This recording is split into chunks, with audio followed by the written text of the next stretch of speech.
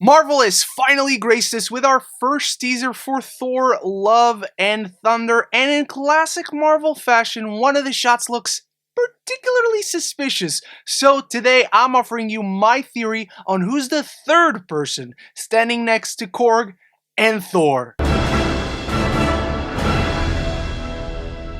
Before we deep dive into my theory today, I want to know if you have any theories regarding this teaser trailer for Thor, Love and Thunder. Whether you think anyone else is in that particular shot, or if you have any theories regarding any of the other shots in this 90-second teaser, throw it all down there in the comments, start the conversation, because that's always the most important part. And if you like movies and TV, this is the place to be, where we talk all things MCU, so make sure you consider clicking that subscribe button so you don't miss any future conversation on your favorite movies and TV. Now, I actually have two theories about this particular shot. My mind is racing regarding so many of the other things that we get quick looks at in this teaser, but this is the shot I want to focus on today.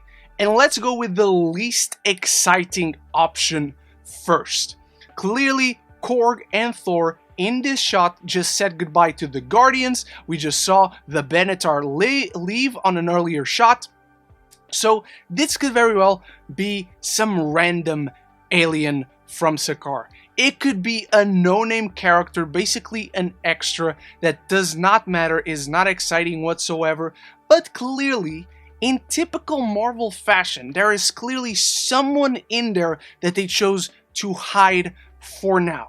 So this shot might not even in itself be in the final cut of the film. We might never see this actual shot, but taking in consideration that they chose to include this in the trailer, there's just this kind of odd empty space there that could very well go to this non-important character whatsoever that is just there to guide Thor and Korg to wherever they're going next. They could be going to meet the Grandmaster, who has taken over the Rebel Alliance that rose up in Ragnarok to take over Sakaar. It could be any other alien that stayed to look over the Resistance when Korg left to be with Thor in New Asgard. But there is a very exciting possibility. In Ragnarok, we saw that Hulk was the Grandmaster's champion, but we got quick glimpses at the big tower at the center of the city that showed previous champions there, their faces sculpted in giant metal structures, and these were all Marvel Comics characters that fans like myself will associate with the Planet Hulk storyline and many other storylines that traverse the cosmos of Marvel Comics. One of those faces was Beta Ray Bill. Now in the comics, Beta Ray Bill is an ally of Thor. He sports a very similar look with cape, armor, helmet, and he even has his own hammer named Scuttlebutt. They've been foes, they've been friends, but here's where it gets interesting. Here's why Beta Ray Bill could be there in this film, in Love and Thunder, and even may play a big role. Number one, we know that he exists in the MCU given what we've seen in Ragnarok. Now, he could have been a former champion that deserted the Grandmaster, and so the Grandmaster imprisoned him. The Rebel Alliance that rose up by the end of that film could have maybe freed him by this point. Maybe he is the new leader of the Resistance that rose up in Sakaar. Also, clearly Love and Thunder is diving deep into mythos and lore and visiting all these wonderful locations that are not of planet Earth. We're going back to Sakaar. We're going to this alien planet that we see the Guardians and Thor fighting in. We're going to Mount Olympus, and we even see New Asgard welcoming Thors. We have the goat boat flying through space. It's all cosmic and weird and wonderful, and that's why Beta Ray Bill wouldn't feel out of place in this film. Furthermore, Thor Love and Thunder is prominently adapting two specific comic book runs, both from Jason Aaron. One of them is Thor God of Thunder, my personal favorite Thor run ever, and the other one, of course, with the inclusion of Jane Foster Thor, being the Mighty Thor run. Now, particularly when we look at the God of Thunder comic book run, in that story, to take on Gore the God Butcher, a character that we not get a single glimpse of throughout this entire teaser. Thor teams up with a younger version of himself and an older version of himself, a wiser Thor that has lost an eye much like his father, that has bore offspring into the world himself. And these three Thors eventually take on Gore the God Butcher to eventually defeat him. Here's the thing, Thor Love and Thunder is coming out right after Doctor Strange in the Multiverse of Madness. And I could theorize myself how I think Jane Foster Thor is an alternate version of Thor, and she's not the same Jane Foster we knew. I think she herself is going to be one of the other three versions of Thor that we're going to see in this film, much like we see three versions of Thor in the comic. So in the comic, we travel through time. But what if in Thor Love and Thunder, we travel through the multiverse and there are consequences after Multiverse of Madness that seep into this film, and we have different versions of Thor. One of them we know that is Jane Foster. What if the second one is Beta Ray Bill? And so we have the trifecta of Thors teaming up in this film.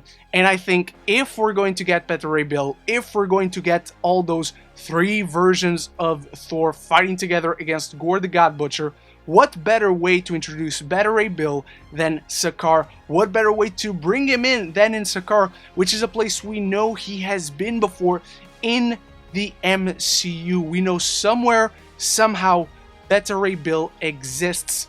And what if he doesn't even have the powers of Thor yet? What if he's not worthy yet? And Thor's existential crisis and his search for meaning in his godhood throughout this film lead him to Beta Ray Bill and deeming him worthy of maybe another Mjolnir. Maybe we do bring in Scuttlebutt. We know Thor is trying to get out of the superhero life.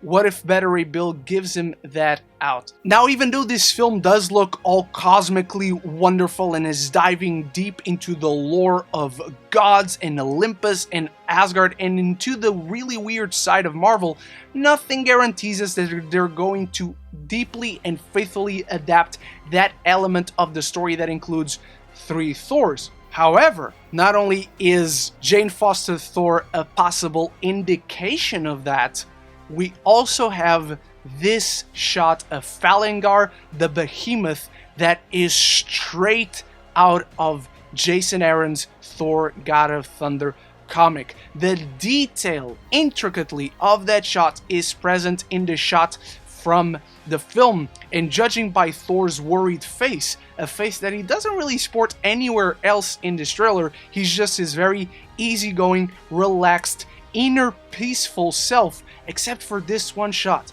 So it might very well serve the same purpose in the story. Also, we have those black goo creatures at the end of the trailer that are not easy to make out, but they seem very similar to these creatures that Gore controls in the comics. So the similarities are there. There are moments in this teaser that feel plucked straight out of the comic. So I think it's pretty much safe at this point, with the information that we do have, to bet that we could see three versions of Thor. Not versions maybe that travel through time, an older and a younger Thor, but alternate versions because of how this possibly connects to the film that is coming out right before it in Doctor Strange in the Multiverse of Madness. So I think it's Beta Ray Bill that is right there standing next to Korg and Thor, and I think he's going to be one of the alternate versions of Thor that we have teaming up to take on Gore the God Butcher, because we know Thor won't be able to do that alone. And so that is my theory on who's in that mysterious, awkward looking shot with a ton of empty space to the left with just Korg and Thor. I think that obviously CGI character is going to be Beta Ray Bill, and I bet you this shot doesn't even have him in his final look, if he's going to have the supposed comic accurate final look. But that's only my theory. I spread a few other thoughts in there on my thoughts on